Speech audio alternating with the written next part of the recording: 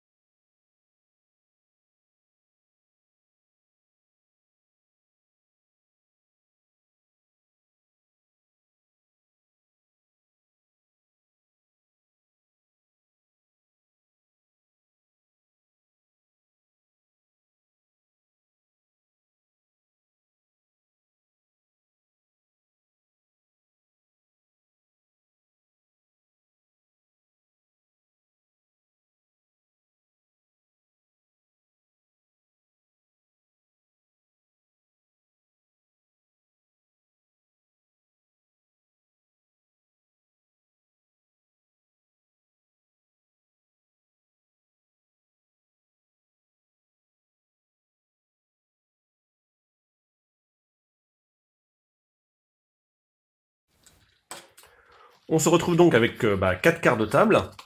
Donc voilà, on retrouve le carton du calendrier.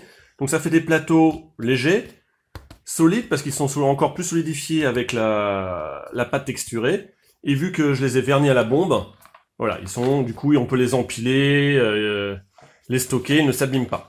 Donc on se retrouve avec 4 quarts de table, hop, qui s'assemblent très facilement, de toute façon, suivant les gabarits que Bunit a fait sur le site Andy Wargame.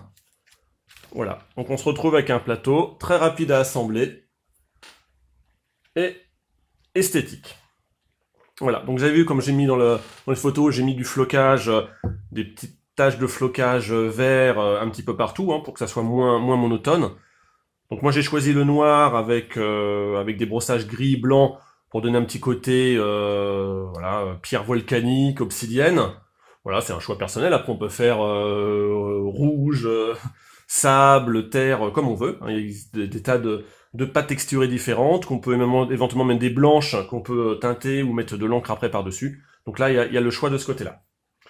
Alors après, pour les décors, en fait, chaque décor, je les ai mis également sur des hexagones, donc que j'ai découpé pareil dans le même carton des calendriers, et que j'ai collé en espaçant. Donc du coup, chaque décor, les décors de 2, se mettent et s'emboîtent bien dans les hexagones. Donc on peut mettre ça partout. Tac, il suffit de les changer de place. Alors, j'ai toute une série de décors avec des petits containers, enfin plutôt des caisses. Donc voilà, ceux avec 3 pour faire empiler. Donc pareil, avec 3, tout est calé pour se mettre sur 3 hexagones. Donc tous mes décors de petites caisses sont des décors pour le jeu Dust 1947. Voilà, donc j'ai choisi de faire tous les petites caisses colorées, justement vu que le plateau est noir, pour mettre la touche de couleur sur le plateau, que ça soit un peu plus visuel, j'adore la couleur. Donc ça c'est tous les petits containers. Après, j'ai un gros conteneur, alors je crois, je ne sais plus, parce que ça fait un moment que je l'avais, je crois que c'est du DOS 1947 aussi, mais j'ai un doute. Je suis plus sûr du tout, donc du coup, voilà, conteneur, alors lui que je n'ai pas mis sur Hexagone, parce que c'était pas facile, mais je voulais un gros conteneur, donc il suffit de le poser pour remplir les hexagones. Voilà. Et du coup, alors après, hop, j'ai tout ça, et après j'ai une gamme de décors qui vient de Warhammer 40 000, de chez Games Workshop. Donc je vais pousser, hop, mes petits conteneurs hexagones.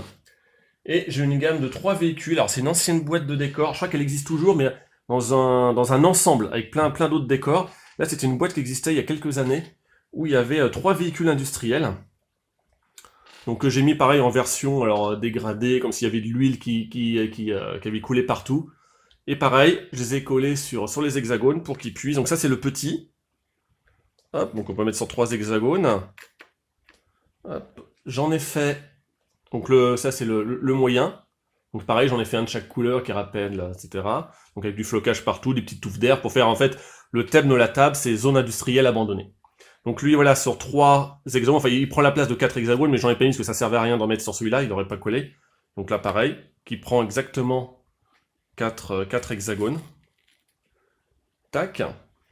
Et le dernier gros, voilà, c'est la grue.